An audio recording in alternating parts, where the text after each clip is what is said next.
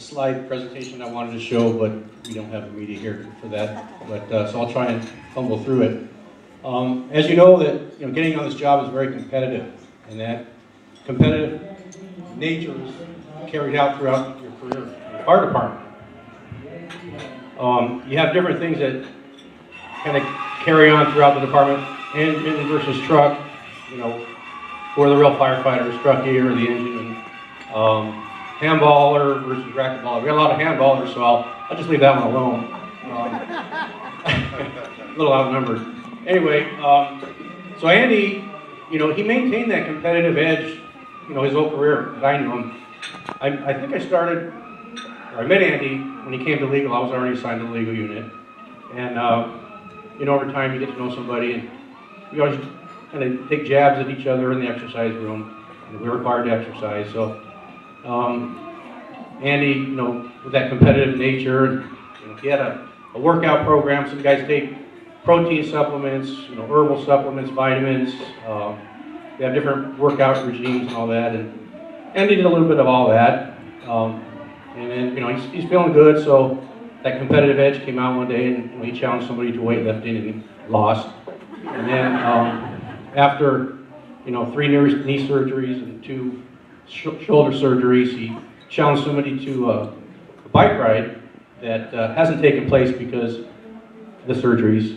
And anyway, so I kind of wondered what was his secret to stay in shape and be so competitive, and that I'm going to win attitude all the time.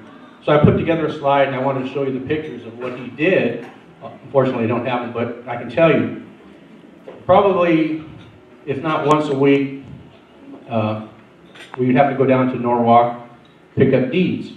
So on the way back, knowing that he did a very vigorous workout in the morning, he'd stop at this donut shop, and he would buy an apple fritter. These apple fritters, if I had the picture, you can see, if you put it on a 10-inch plate, it pretty much takes up the whole plate. So Andy would buy one and eat it on the way back to the office, and then buy a couple more for the office, and then throughout the day we'd all take a little piece out of that apple fritter. And if there was anything left, he would say, "Oh, just put it in the fridge. Tomorrow morning I'll just put some butter on it, warm it up, and it'll be good as new." So if he didn't get a chance to stop to get the apple fritter, especially if he was going to, after his morning workout, on the way home, stop and go swim before he went home, he might stop at Brooklyn Bagel and pick up a bagel. If you've ever had a Brooklyn Bagel, the jalapeno cheese bagel, it's probably about a half a pound in itself. So you got to keep up the carbs. So if that wasn't available, he'd send Gloria down off First Street or Beverly, and really anywhere that was selling tamales, and bring back some tamales to the office.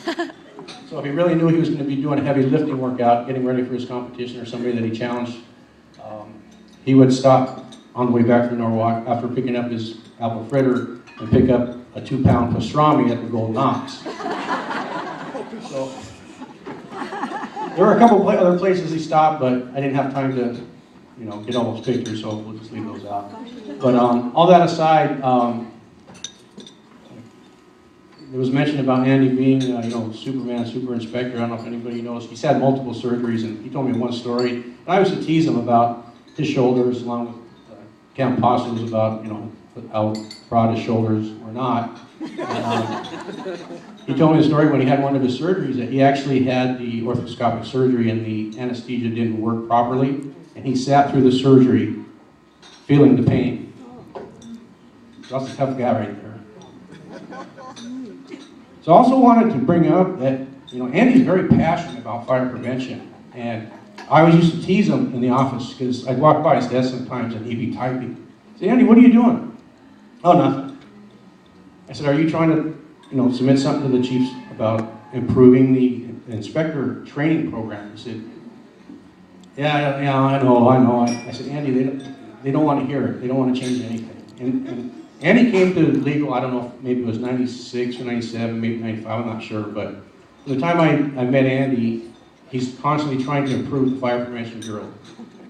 Whether it was through Los Bomberos, going through these Human Relations Committee meetings, and Henry Olvera, past president sitting right behind him. We went through a lot of issues during that time, but he would constantly be working, you know, beyond what was required of him. And recently, the state fire marshal came out with their, it's a new curriculum. And a lot of the inspectors have to go through a certification process. And, you know, LAFD, you know, some people refer to them,